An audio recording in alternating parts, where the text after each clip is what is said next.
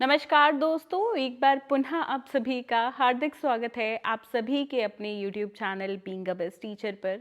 दोस्तों, आज के इस वीडियो में हम जो CBT एग्ज़ाम DAV का आज कंडक्ट हुआ था यानी कि 6 जनवरी को, उसी के रिव्यू स्टूडेंट के क्या रहे वो आपको शेयर करेंगे। तो काफ़ी स्टूडेंट्स ने कमेंट्स के माध्यम से, व्हाट्सएप के माध्यम से, ऑडियोज़ के माध्यम से अपने रिव्यू शेयर किए हैं। आज उनका एग्ज़ाम कैसा रहा, दोनों पेपर 1 प्लस पेपर 2, तो दोनों आपके साथ हम शेयर करेंगे। सो मेक श्योर वीडियो को एंड तक देखें और इस वीडियो को लाइक भी ज़रूर कर दें अगर आपको लगता है वीडियो किसी भी प्रकार से थोड़ी बहुत भी अगर आपके लिए हेल्पफुल है। दोस्तों, मेरा नाम है डॉक्टर प्रिया सिग्रोहा और इस चैनल पे हम आपको DAV CBT से संबंधित सभी जानकारी प्रोवाइड कराते हैं। सो मेक श्योर आप चैनल को सब्सक्राइब करके बेल आइकन पे ऑल पे हिट ज़रूर करें। आज जो एग्ज़ाम था, देखिए वैसे तो कल से एग्ज़ाम शुरू हो गया था। 5 जनवरी से 12 जनवरी 2026 के बिटवीन ये एग्ज़ाम कंडक्ट हो रहा है। अलग अलग मतलब कंटिन्यूस है, 5 को भी, 6, 7, 8, 9, 10, 11, 12, ठीक है, सभी दिन एग्ज़ाम है 3 शिफ्ट्स में, मॉर्निंग, आफ्टरनून एंड इवनिंग। तो कल भी मैंने वीडियो डाली थी एग्ज़ाम रिव्यू स्टूडेंट्स का कैसा रहा। तो अगर आपने ये वीडियो नहीं देखी है तो ज़रूर चैनल पे जाके देखिएगा, आपको हमारे चैनल पे ही ये वीडियो देखने को मिल जाएगी। अब बात करें तो सबसे पहले मैं आपको यूट्यूब कमेंट्स दिखाती हूँ हमारे स्टूडेंट्स के, जिन्होंने बताया है कि पेपर 1 में कहाँ कहाँ से क्वेश्चन आए, साथ में पेपर 2 का जो लेवल है वो आज के एग्ज़ाम में कैसा रहा। और साथ में मैं बता दूँ, डे 1 और डे 2 में पेपर में डिफरेंस था, डिफ़िकल्टी का भी डिफरेंस आया है और प्लस क्वेश्चंस के पैटर्न, मतलब जिस जिस टॉपिक से पूछे गए उसमें भी डिफरेंस था। स्पेशली ये डिफरेंस पेपर 2 में देखने को मिला है। वो क्या डिफरेंस है आगे वीडियो में देखेंगे। तो सबसे पहले तो ये वाला आप यूट्यूब कमेंट देखिए, जिसमें काफ़ी डिटेल में स्टूडेंट ने टॉपिक्स बताए हैं। जहाँ जहाँ से पेपर 1 में क्वेश्चन आए हैं वो है syllogism, blood relation, mirror image, water image, direction, seating arrangement, coding and decoding. तो यहाँ से क्वेश्चंस, और मिरर इमेज के मैं बता दूँ 2 से 3 क्वेश्चन एग्जाम में आ रहे हैं। सो मेक श्योर ये सब ना आप करके जाओ, ठीक है। चलो, इसके अलावा एक और कमेंट मैं आपको दिखाती हूँ। इस स्टूडेंट ने 5 जनवरी को एग्ज़ाम दिया था बट रिव्यू 6 तारीख को शेयर किया, तो वो आपको बता रही हूँ। रीजनिंग ओके थी, not very tough but not that easy. 3-4 questions were very tough, 5-6 questions were picture based. Water image से 3 से 5 क्वेश्चन ये बता रहे हैं, बट ऑन एन एवरेज जो सभी स्टूडेंट्स मुझे बता रहे हैं वो 3 क्वेश्चन के अराउंड बता रहे हैं। 5 क्वेश्चन तो खैर अभी तक और किसी ने नहीं बताए हैं। Second paper was an assistant level का था इनका, फ्रंट असिस्टेंट लेवल का होगा, कौन सी पोस्ट है वो एग्जैक्टली नहीं पता, may be front desk executive.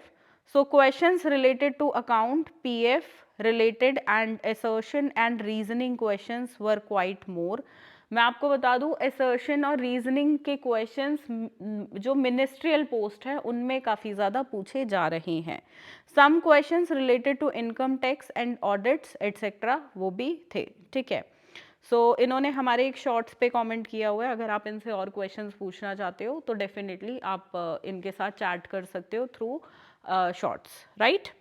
चलो, अब आगे पेपर 1 का ही एक रिव्यू मैं आपको दिखाती हूँ। इस स्टूडेंट ने हमें लिख के काफ़ी अच्छे से रिव्यू दिया कि पार्ट 1 20 मिनट में रीजनिंग करनी थी, ठीक है। कुछ स्टूडेंट्स देखो कह रहे हैं कि टाइम सफिशिएंट था, बट जनरली जो स्टूडेंट्स बता रहे हैं वो ये है कि भाई लास्ट में 2-3 क्वेश्चन रह जाएंगे या 3-4 क्वेश्चन, मतलब 15 क्वेश्चन 20 मिनट में करने, टाइम मैनेजमेंट थोड़ा लग सकता है। अगर आपकी अच्छी प्रैक्टिस है तो हो जाएगा, अदरवाइज थोड़ा सा आपको 2-3 क्वेश्चन तक हो सकता है आपके रह जाएं, ठीक है। तो मिरर इमेज से इन्होंने एक बताया है, पेपर फोल्डिंग से एक, सीटिंग अरेंजमेंट से एक, रैंकिंग से 1+1 2 क्वेश्चंस, डायरेक्शन से एक, ब्लड रिलेशन से 2 क्वेश्चन, सिलोजिज्म से 1 क्वेश्चन। एक इन्होंने बहुत अच्छे से बताया, कल भी एक स्टूडेंट ने मुझे बड़ी डिटेल में बताया था कि इस तरीके का क्वेश्चन आया है, और गारंटी ले लो हर बच्चे ने ये क्वेश्चन मेरे को बताया है कि भाई आ रहे हैं, तो एक क्वेश्चन ऐसा आएगा ही आएगा, जैसे कि 8 @ 56 @ 78, 13 हैशटैग, ठीक है। इसमें @ का मतलब प्लस होगा, हैशटैग का मतलब माइनस होगा, तो इस तरीके से दिया हुआ है, जो कि रीजनिंग का अपने आप में एक टॉपिक है प्रॉपर। जिन्होंने ये बैच में एनरोल्ड थे स्टूडेंट्स, हमने रीजनिंग बहुत अच्छे तरीके से की है।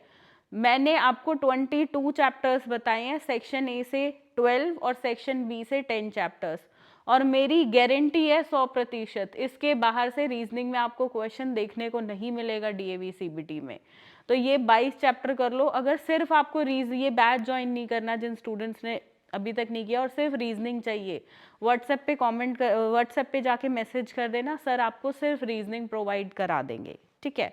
तो रीजनिंग के लेक्चर्स देखो और प्रैक्टिस करो। रीजनिंग मतलब 15 में से आप 12-13 नंबर बहुत आराम से ला सकते हो, इतनी इजी रीजनिंग आ रही है, बस प्रैक्टिस होनी चाहिए और आपने प्रॉपरली टिप्स और ट्रिक्स जानी हो, तभी आप जो है एक टाइम मैनेज करते वक्त उसे कर पाओगे। तो इस चीज़ का ध्यान ज़रूर रखिएगा, ठीक है। तो ये बात रही पेपर 1 की। अब आ जाते हैं पेपर 2 पे।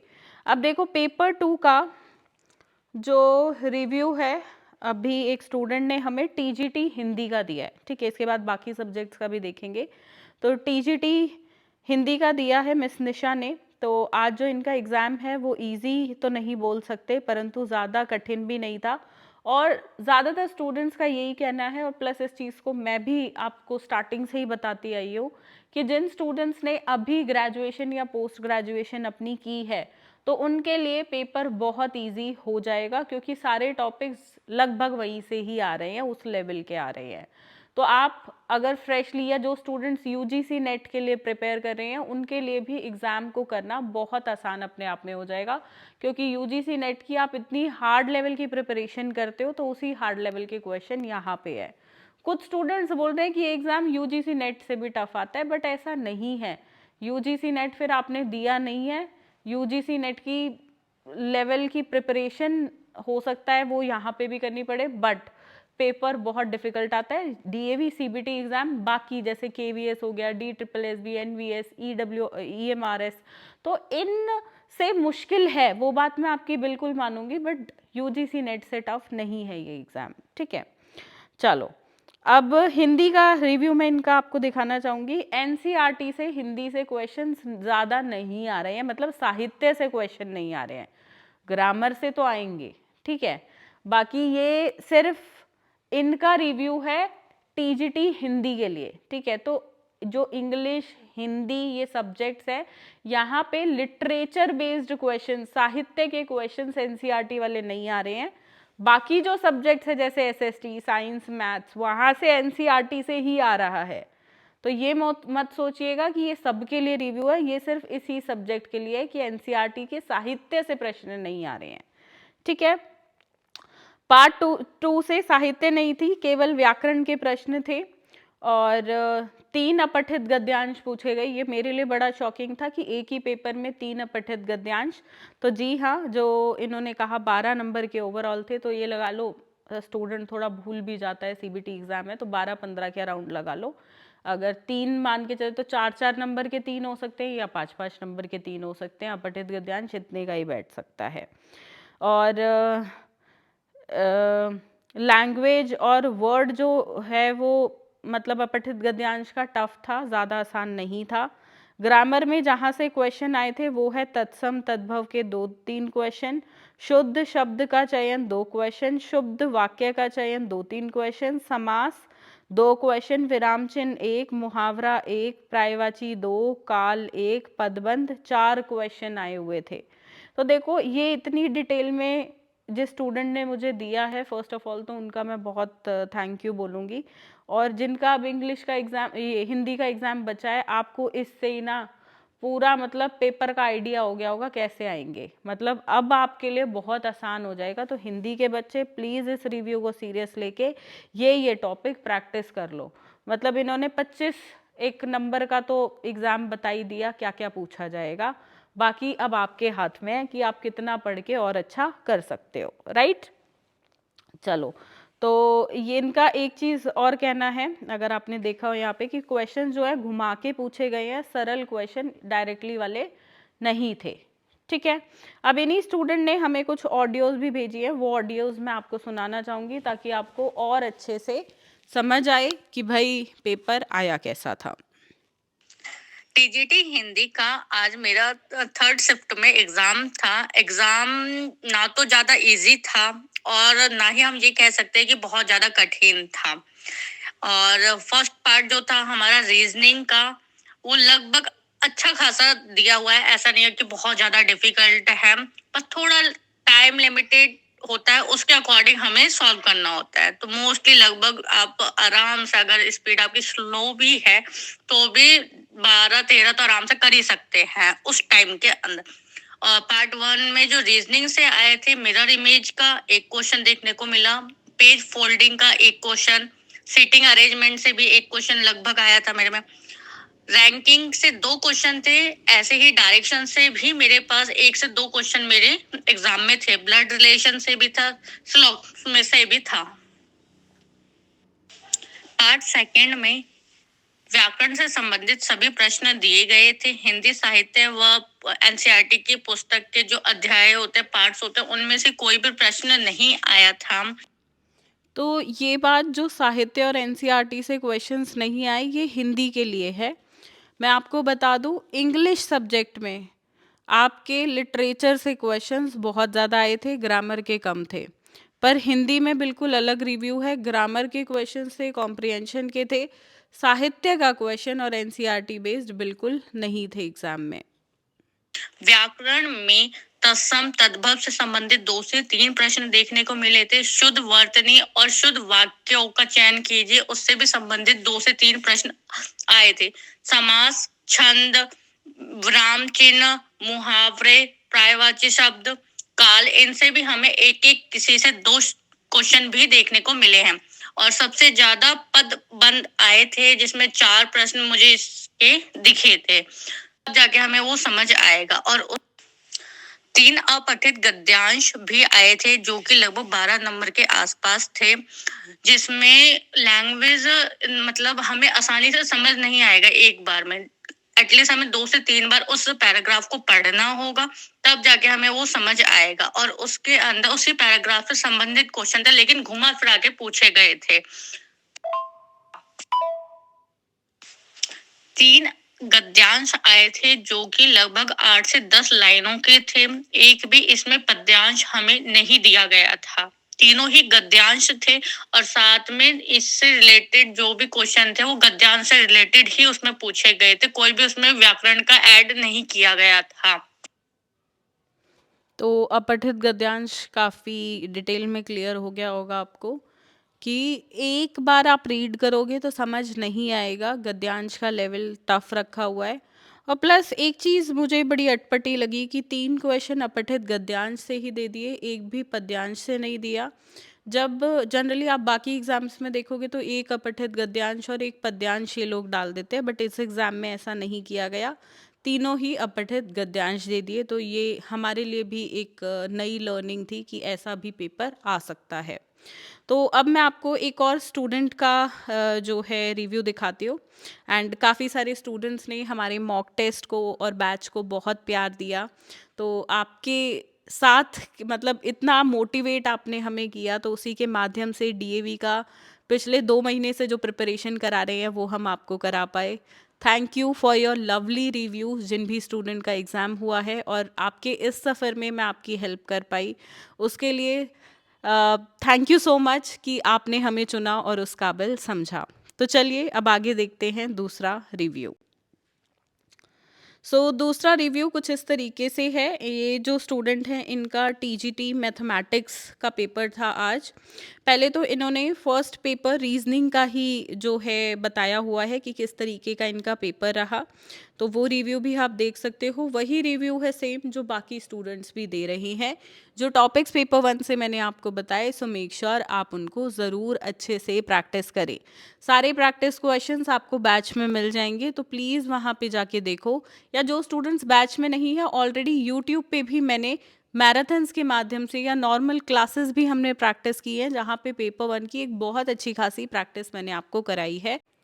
इस स्टूडेंट ने काफ़ी अच्छे से पेपर 1 का अगेन वही रिव्यू दिया है जो बाकी सब ने दिया था। इन्होंने एक दो चीज़ें जो अलग बताई है और डिटेल में बताई हैं। देखो जैसे लास्ट में अगर आप इस पेज के देखोगे तो एक डाइस वाला क्वेश्चन था। तो डाइस वाला क्यूब वाला जो क्वेश्चन होता है वो आपको पता है अलग से एक टॉपिक है प्रॉपर रीजनिंग में। तो जिन स्टूडेंट्स ने वो चैप्टर अच्छे से किया होगा वो इस क्वेश्चन को भी कर पाएंगे।